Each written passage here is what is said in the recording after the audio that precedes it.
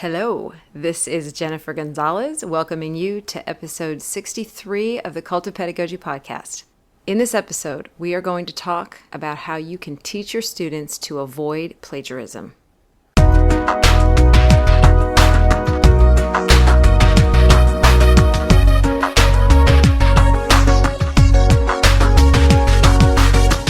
Plagiarism can be a real bugger.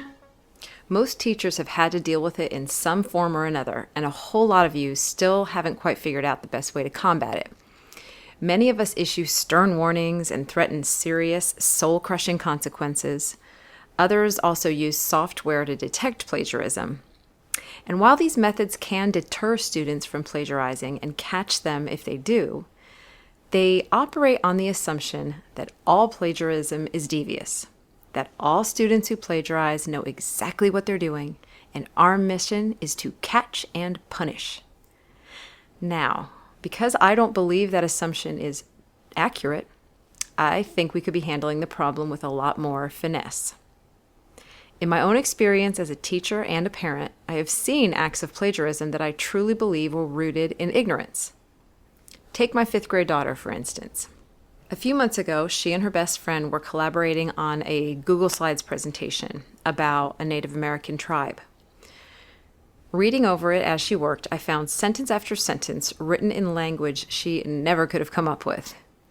And when I asked her where she got the information, she told me point blank that she copied and pasted it from a website. It took me forever to explain why that was wrong and what she needed to do instead. She seriously had no idea. She wasn't trying to cheat. Eventually, I convinced her that she really needed to revise, and even though she did, I could tell she was mostly humoring me. So, okay, that's 5th grade, you say. Surely it gets better as students get older. Marginally. Let's take a look at college undergrads. In 2 separate studies, undergraduates were asked to identify incidences of plagiarism.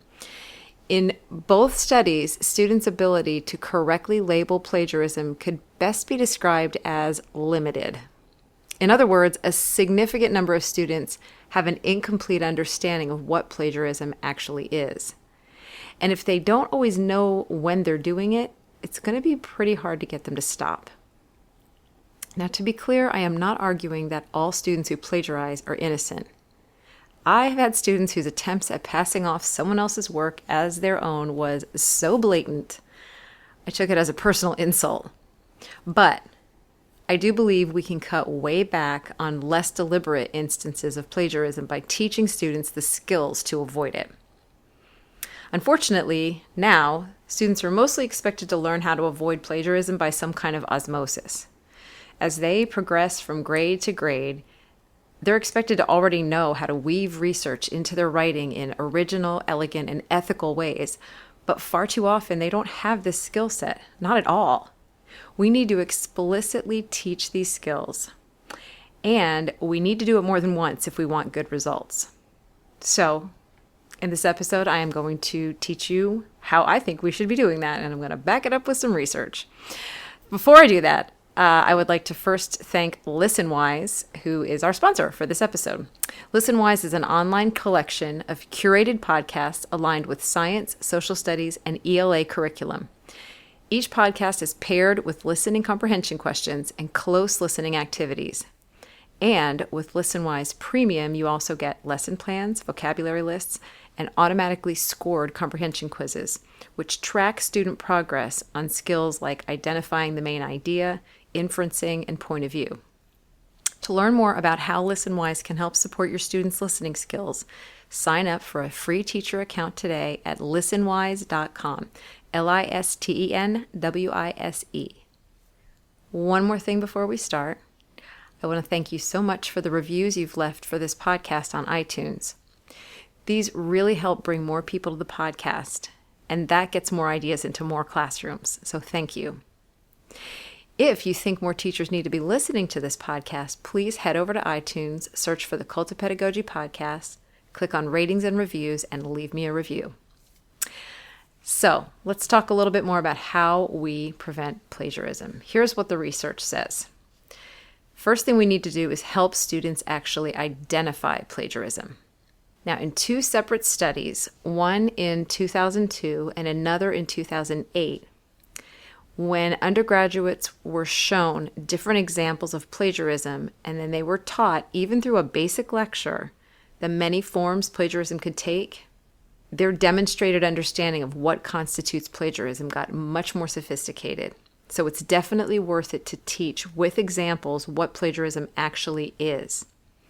Then we need to give them practice in doing it right. Well, not doing plagiarism, but not plagiarizing. What do they do instead? A 2005 study showed that when students get hands-on practice with paraphrasing and correctly citing sources, especially if that practice comes with instructor feedback, plagiarism in their writing is significantly reduced. So using that information along with my own classroom experience, I have outlined 5 exercises you can do with students roughly in grades 7 through 12 or even beyond to give them a much better understanding of what plagiarism is and how to correctly integrate research into their own writing. Now, I'll tell you before we start to get into them that I have actually sort of packaged all 5 of these exercises into a product that I'm now selling in my Teachers Pay Teachers store. It's just called Avoiding Plagiarism.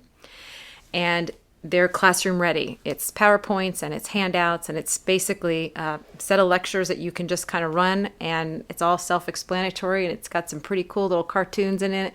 So I'm letting you know that I'm going to describe it all for you so that you could do it on your own. But if you want to just grab it and use it in your classroom tomorrow, then go over to cultofpedagogy.com/pod and click on episode 63, and that'll take you to a place where you can find this product.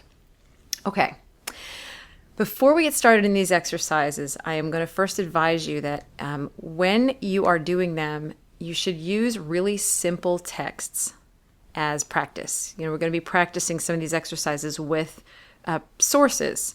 And one of the mistakes that a lot of teachers make is that they use sources that are the same level of difficulty as what they're going to be expecting students to use in their research.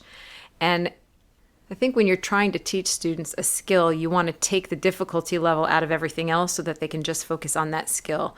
So I'm recommending that you use very simple text so that students aren't trying to decipher the text. They can read it very quickly, and then what they are doing is learning how to take that information and integrate it into their own writing and how to correctly quote it and paraphrase it and cite it and all of that stuff. So the most helpful thing that you can start with is just some simple text to use as examples of resources. Okay, so exercise 1 is recognizing plagiarism, and this would take about 15 to 20 minutes. So as I mentioned earlier, students have an incomplete understanding of what actually constitutes plagiarism. So this exercise uses the concept attainment strategy of showing students yes and no examples of something to help them refine their definition of a concept. And in this case, the concept is plagiarism. So the first thing you do in this exercise is to have students read a short, simple text. This could be something anywhere from like 500 to 800 words on a pretty familiar topic, maybe something really high interest. So this can be something that's, like a kind of a quick web article about something. Have them read this and then show them several teacher-created examples of student writing based on that text. So you're basically creating a pretend student who wrote, and that text was one of their resources. In some of the examples, the student is plagiarizing, and in other examples, they're not. And so you're going to basically say to the students, I want you to tell me which of these are plagiarized. And you'd start with a definition that plagiarism is basically copying somebody else's words or ideas without giving them credit. So one at a time, you'll show them these examples and ask them, is this plagiarism or not? And I would recommend that you have the students sort of do a little think, pair, share, basically, where they decide in their heads what they think it is, and then turn to a partner and discuss it with them, see if they can reach some sort of an agreement on that. And then you sort of give them the answer and show them and see if they got it right. And then talk about it a little bit and then move to the next example. I would also say start with really simple examples to where it's an obvious copy of the resource, and then move more towards more sophisticated, subtle examples of plagiarism where maybe they're taking the phrase that's in the resource and they're kind of changing a couple of the words. So it's sort of different. It's not the exact words, but it's pretty similar. And so you just basically are working more towards having them see this is the right way to do it, this is the wrong way to do it, this is the right way. And by doing that, you're helping students get a better definition and a more sophisticated definition of what plagiarism actually looks like. That's exercise 1. It's just looking at the examples and getting a yes, no, and getting a good idea of what plagiarism actually looks like. Exercise 2, 3, and 4 are actually where you are, they're trying the writing skills themselves, where they're taking the information and they're learning how to incorporate it into their own writing. So exercise 2 is summarizing, 3 is paraphrasing, and 4 is using direct quotes. And these are 3 different levels of how much of the author's original writing are you actually using. So exercise 2 starts with summarizing, and this one would take about 20 to 30 minutes. Could go even longer if you're working with higher needs kids. So once students know what plagiarism looks like, they move to summarizing, which is basically putting what they're learning into their own words. Students need to be able to read something, digest it, and then explain what they learned in their own language. So when I say summarizing here, I'm not talking about reading an entire story and then writing a big, long summary of it. We're just talking about reading a paragraph or two and then being able to say what it's about without actually reading off of the paper. So in this exercise, I would say use the I do, we do, you do format. You start yourself modeling the idea. So you can go to this exact same passage that you read before and choose a paragraph, okay, and sort of read it out loud to everybody, just this one that everybody's already familiar with now. And then turn that paper over or close your screen or whatever. Have everybody find a way to not be looking at the thing you just read. And then sort of think out loud as the teacher. Say that I'm thinking that this story is kind of a little bit about this, or this passage is about this, and this is what it means. And then take one of the kids as an example of one of your peers and say, okay, I'm going to try to explain it to you. Okay. And then you say, okay, say you're reading about the requirements for becoming a doctor. And then maybe they listed this in the thing. You say, okay, well, you got to finish high school, you've got to go to college, and then you have to, and so you're sort of listing the stuff that you just read. You say it say it in plain human being language, not booky language. Then, so we've got read, think, explain in verbally, and then the next step would be to actually attempt to write out a quick paragraph that summarizes what you just said, basically. So you can do this, on a projector or something with a keyboard, or you could do it on the actual, like on a dry erase board or something, but you're going to actually draft in front of them what this looks like. And then the last step is to go back to the text and make sure that what you said is factually correct. You're not looking for using the exact same words, although there may be a key term there that you could use, and you want to make sure that that's spelled correctly. But basically, you're checking for accuracy. So the steps that you're going to model in this exercise 2 is to read, then put it away, put the source away, think for a minute, explain out loud, then write, then check. So the important piece here is to show them how to actually disconnect from the original text when you're composing. And that it's okay to go back to that to make sure, but that whole process of not actually looking at the thing while you're writing, that can actually really break the habit of copying, but it's going to require practice. And this is absolutely something that you should do with your students and not just hand it off to a sub as a sub plan or have the kids do it as a flipped lesson or something, because they won't get it, or they won't all get it anyway. You really need to have them force themselves to not look at the thing and try to write it out on their own. They're not trying to write it from memory, though, and that's the reason it's important to model it. You're not trying to memorize the actual phrasing from the original source. You're showing them how to read it, get it, think about it, and then explain it in your own words. My advice, too, would be that you mess something up a little bit in your writing of your summary, whether it's spelling a word wrong or maybe getting a concept a little bit off, so that you can actually show them that when you go back and check, you can check and say, oh, actually it said, the year 1982, not the year, 1981 or something like that. You can get something a little bit wrong so that you're showing them that you're just fact checking in that final check and not trying to phrase things exactly the right way. So once you've modeled that practice for them, then have them do it. And you could have them do it in pairs, in a group. Or you could, if you feel like they're getting it, they could do it on their own with another section. You can be using that same exact piece of writing that you read in exercise 1 still. Pick a different section. Maybe in a different section they talk about something else. You can say, all right, here's my question for you. I want you to explain, what is required to grow a chia pet in your house. And we're going to read right around this section here. I want you to read it, and everybody, once you got it, let's all turn our papers over and sort of walk it through everybody together. And then let them see each other's paragraphs when they're done, and let them give each other feedback on whether this looks like it's a little too plagiarized still, or if it really is in their own words. So that's teaching them how to summarize. The next exercise is paraphrasing, which I didn't really get the difference here between summarizing and paraphrasing, and this is where I pulled from other sources. But for the purposes of these exercises, paraphrasing is a closer match with what the original source actually wrote. So whether you're either taking a unique idea, or maybe it's a unique combination of ideas, like a sort of a list that was given to you by the original source, or even language that's kind of close to the way the original source said it, but not precisely, then what you're doing is you're paraphrasing them. You're sort of taking what they said and you're kind of putting it in your own words, but not exactly. And the main reason that there needs to be a difference at all is because the way that, and I got this from the OWL at Purdue. If you're not familiar with the OWL at Purdue, OWL, online writing lab, I literally go almost nowhere else to learn about citation. So it's a great resource.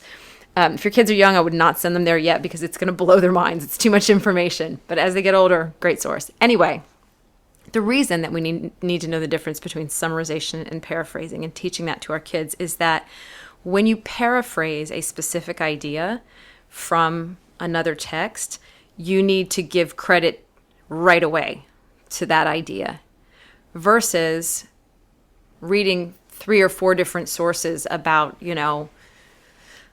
the Apollo space mission and sort of giving a nice broad summary of kind of everything you learned, and then you just credit all of your sources at the end. If you're really giving some specific information that you got from one source, you're going to give credit to that source right away because you're doing more of like a close paraphrase. And I think there's a kind of a gray area between, or a continuum between paraphrasing and summarizing. I think in some ways they're very similar, but it's more paraphrasing the more closely it matches what they actually said in the source and the more original that idea is to that source, especially if you're looking at sort of statistics and that sort of thing. Okay, this lesson on paraphrasing is pretty much exactly like the one on summarizing was, where you start by modeling it, that's the I do, and then you get the students to practice it, that's the we do, and then if you've got the time, you can move to students doing it really independently, and that's the you do. And the students can do it on their own and be checking with each other, or they could be turning it in to you for a more sort of structured kind of a formative assessment. But it's in-class practice that they're doing. So you would show them, here's a section, I'm going to show you how I paraphrase it, and then point out to them, look, I really use this very specific idea. So instead of just writing it, I'm going to say, I got this idea, or this is according to John Kellogg, comma, and then you're paraphrasing, though you're not putting it in direct quotes yet because you're not using their exact words. So same deal with the paraphrasing. And then exercise 4 is the same exercise, except now you're showing students how to use exact sentences from the source. And probably the most important thing to teach them in exercise 3 and 4 is that whether you're paraphrasing or using direct quotes, you should still be giving credit to where you got that information. It's only when you're using sort of more broad summaries that you don't have to do necessarily a line by line giving credit to where you got that information. So again with the direct quotes. And I'd say at some point during all of these exercises, it would be a good idea to start getting some fresh sources, not still be poking holes in the same old source. It might be a good idea to get a new article out or a new, book chapter or something, and show them how to do basically the same thing as paraphrasing, except now you are really copying word for word a sentence or part of a sentence. And this really comes with some skills, because not only do you need to be able to put quotation marks around it and that sort of thing, but they need to learn how you actually introduce a quote like that. How you can say, in his article, Antelopes, John Travolta says, and then, you put the quote right after that. Students in general don't read a lot of academic writing, so they're not used to how these phrases work, but they can be taught them and shown them. And it's a good idea to provide a list of sentence stems that really show them how to put all that stuff together. And that's one of the things that I've got in this mini unit on avoiding plagiarism. Is there's a page that just has, different examples of how you can actually put these ideas in a sentence with a quote so it actually sounds nice. And okay. So again, with the direct quotes, I do, you do, we do. You show them exactly how to do it. Now, up to this point, all the way through exercise 4, we have not gotten into any formal citation style. We've not gotten into MLA style or APA style. I'm suggesting that you leave that until they really get these first 4 skills down, understanding what plagiarism is, then learning how to summarize, how to paraphrase, and how to use direct quotes. And in the paraphrasing and the direct quotes, giving credit to where you got that information. Understanding how to do that and being able to really get the concept is enough of a challenge before ever getting into the citation. And I think if you really let the students absorb that and internalize it, then the formal citation is going to be a pretty easy add-on after that. So exercise 5 is formal citation. This is where you are choosing whatever citation style your school uses. And in this mini unit that I have on TPT, I've got 2 separate, basically, PowerPoints. One is just for APA style and one is just for MLA style. And that's because, I know a lot of high schools use MLA, but then there are others that use APA. And I know in college, outside of the humanities, outside of, literature classes and that sort of thing, they tend to lean more toward APA. So at least in the United States anyway, what happens to a lot of students is that they go all the way through high school using MLA, and then suddenly they go to college and they're expected to use APA. And if they're not already familiar with one, then it can really throw them off. And I don't want to neglect the other citation styles, Chicago and Turabian. And oh, wow, I'm afraid of saying that because I've never even used it and I might not even be pronouncing it right. But anyway, there are others.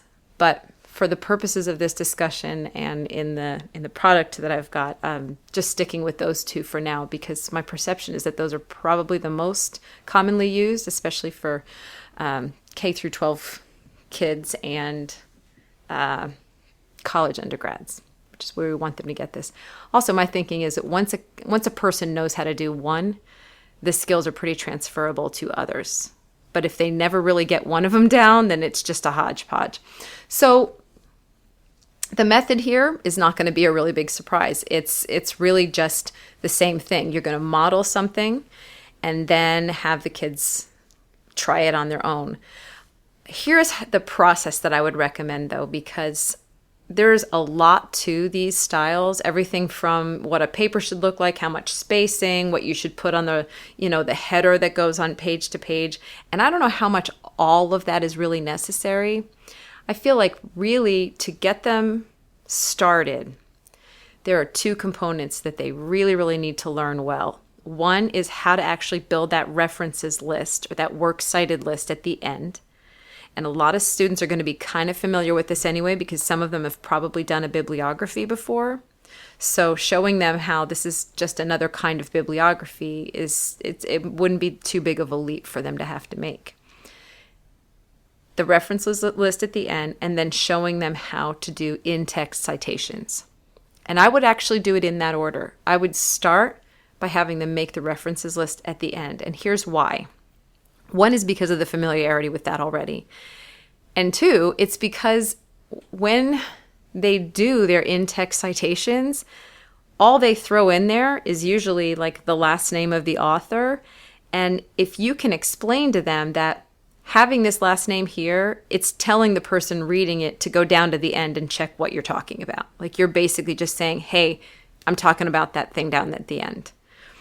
I think if you can show them in that order, then they'll understand what the in-text citations are even referring to if you've already got that references list built. So starting with the references list, I would advise you to go very, very, very slow at the beginning and build 1 or 2 entries in a references list together first. Start with one of your example articles. Make sure that that article already has all of its information, the title and the date that it was published, the author's name and all of that. And show them piece by piece. This is what a finished one is going to look like, but here's what all of these pieces mean. We start with the author's name and you show them there, and do you put a period or a comma here? And you really have them go a bit at a time. And I'd say model it first and then give them another one to try. At some point, and I wouldn't do it right away, but at some point give them a very brief style guide that just gives a couple of examples. Here's how you do a book. Here's how you do an online article. And I would stick with just those, honestly, because if you look at a full style guide for one of these citation styles, I mean, there's dozens and dozens of different types of resources. And some of them are things that our students are aren't going to have to really access until they are in college. And if you throw it all at them at the beginning, it's just going to overwhelm them and it's going to really be confusing.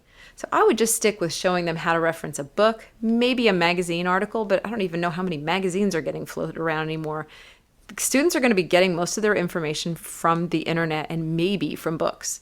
So I would just have them practice for a while with those and get them really good at just using those. So once you've practiced it together and built it slowly together, give them a little bit more practice on their own, that maybe throw a brand new resource to them where they are going to try it completely alone without a partner, and then show them the correct answer and have them check and see how they did. And really that's the point where you're going to point out, look, this is italics here, and this is a parentheses, and you put the period after the parentheses. Be very, very particular at the beginning, because then they're going to notice that stuff later. I think a lot of times teachers end up doing it backwards. They show them the style guide and say, okay, well, this is how you're supposed to format your works cited list. And then later on, after the students make mistakes, it's just like, no, that's supposed to be a comma, and that's supposed to be a period, and this is supposed to be italicized, and that's supposed to be in quotes, and don't capitalize this. And that's the first time that the students have ever paid that close of attention to the formatting. And by then, then it's more annoying than it is a challenge. So I would be very, very slow and particular at the beginning. And then do the same thing with the in-text citations. Show them how, within the paper, the things that you already gave credit to the authors to in your previous exercises, now you can just add that parenthetical information.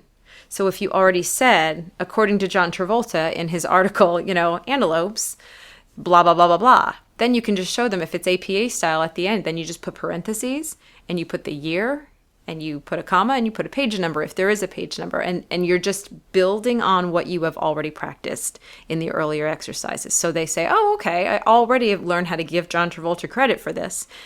Now I just say what year it was, and I'm referring back to that references list at the end. After you've done a little bit of these, the pieces, I would say if you've got the time and the desire, the next step would be to give them a bigger assignment. Give them a short research paper, a simple question to answer. How does a spider build its web, or just something really easy, and have them just come up with like 3 main points or something like that, and that they have to use 2 sources, and really give them a chance to put it all together into something fresh and new. And in that assignment, my advice would be to place your highest level of points and grade and the weight on the citation and not on a whole bunch of other stuff. I wouldn't dump a bunch of other skills into that particular assignment. You want to try to isolate the citation skills so that you can really just keep everybody focused on getting the hang of those. One other thing, too, about these citations, I'm fully aware that there are automatic citation generators like EasyBib and BibMe and things that you can do where you just plug the information in online and it'll just generate a citation for you. I use those and I love them and I think they're fantastic. And I think students should be taught how to use them after they have learned this manually. Mainly because those citation generators are not foolproof and they make mistakes all the time and they miss information and they don't always know what you're talking about. If you enter a URL, they're going to go and grab the information, but two things are missing. Your students need to know what it's supposed to look like at the end. And then having those there just saves them the hassle of italicizing certain things and whatever. So I'd say absolutely let them use those, but hold back a little bit at first. And then the only other piece of advice I have just in general, and this is again from my own experience with students and writing and plagiarism, and I've got 7+ years of classroom experience teaching students writing. That was the main thing I taught. It is to have them do as much of their writing in class as possible versus having them do it at home. It's much, much harder for students to plagiarize when they're there, when they're in class and they're writing and you're walking around and you're seeing drafts evolve over time and you're conferencing with them. And versus when they're at home, the temptation is there to plagiarize. There's less guidance from you in terms of seeing them copying and telling them to stop.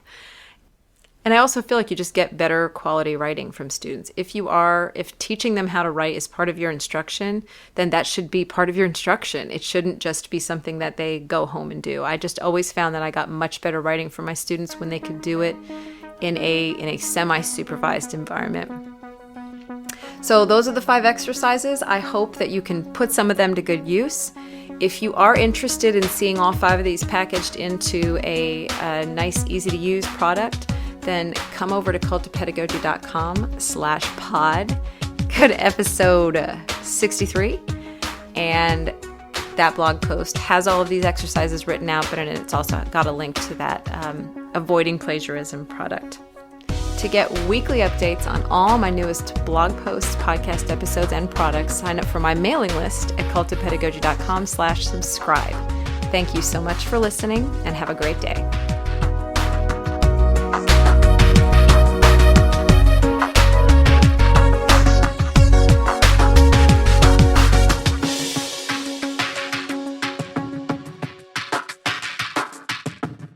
This podcast is a proud member of the Education Podcast Network. Podcasts for educators, podcasts by educators.